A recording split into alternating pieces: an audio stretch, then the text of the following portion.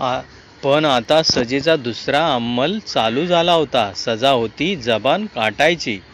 हापसी आले लखलखती नंगी तलवार घेऊन.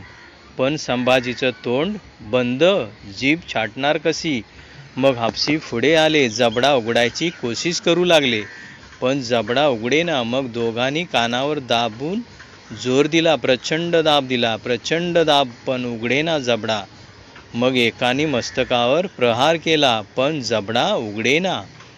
अरे उघडेल कसा, वाघाचा जबडा आहे तो. वाघाच्या या जबड्यात हात घालणं म्हणजे मोजती दात ही आमची औकात सांगणारा संभाजी आहे. पण तोपर्यंत एकाने युक्ती केली. संभाजीचं नाक दाबून धरलं.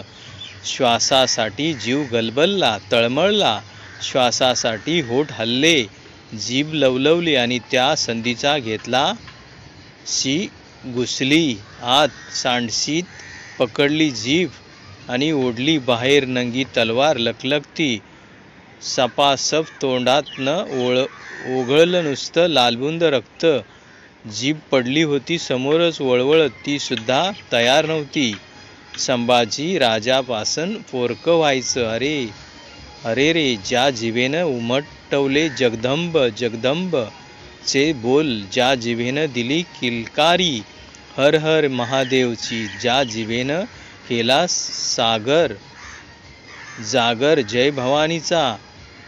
जीभ म्हणत राहिली आऊसाहेब, महासाहेब, आबासाहेब. ती जीभ पडली होती समोरच वळवळत. एक नाही, दोन नाही, तब्बल 40 दिवस अनन्वित अत्याचार चालला होता. अरे बोकड सोलावं असं संभाजी महाराजांचं कातडं सोलून काढलं. अरे रे, त्याच्यावर मिठाचं पाणी टाकलं. सर्र यातनांचा जाळ झाला नुसता. कुणीतरी यायचं, गुडघ्याच्या वाट्या काढून न्यायच्या. कुणीतरी यायचं, हाताची बोटी छाटायचं. कुणीतरी यायचं, तलवारीच्या पात्यानं मांसाचे लगदे कापायचं, कुत्र्या गिधाडांना खाऊ घालायचं. अरे रे, कुणी बघितलं असतं तर वाटलं नसतं मराठ्यांचा छत्रपती आहे. अरे भूतासारखी अवस्था झालेली.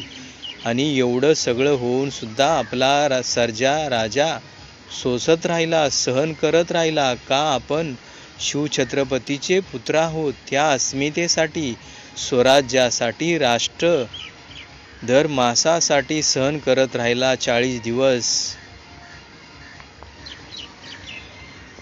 अखेर आज तो काट इंद्रायणी भीमा या सागरी डोहाचा.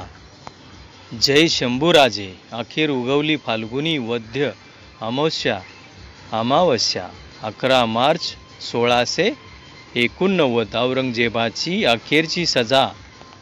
संभाजीचं मस्तक कलम करा.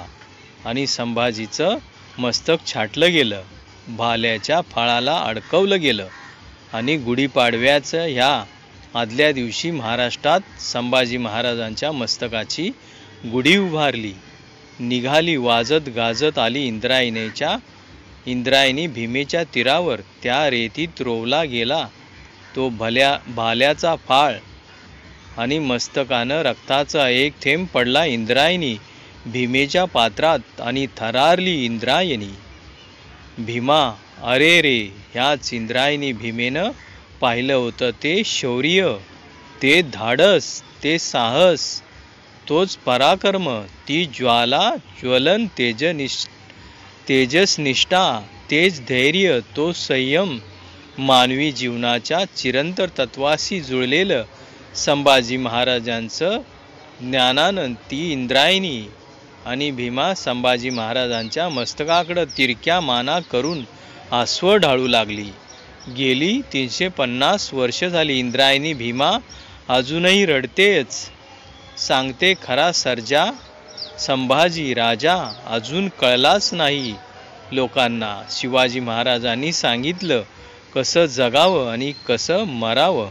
संभाजी महाराजांनी दाखवलं मरावं. ती इंद्रायणी भीमा आजही सांगते छत्रपती संभाजी महाराज. धन्यवाद मित्रांनो. जय भवानी, जय शिवाजी.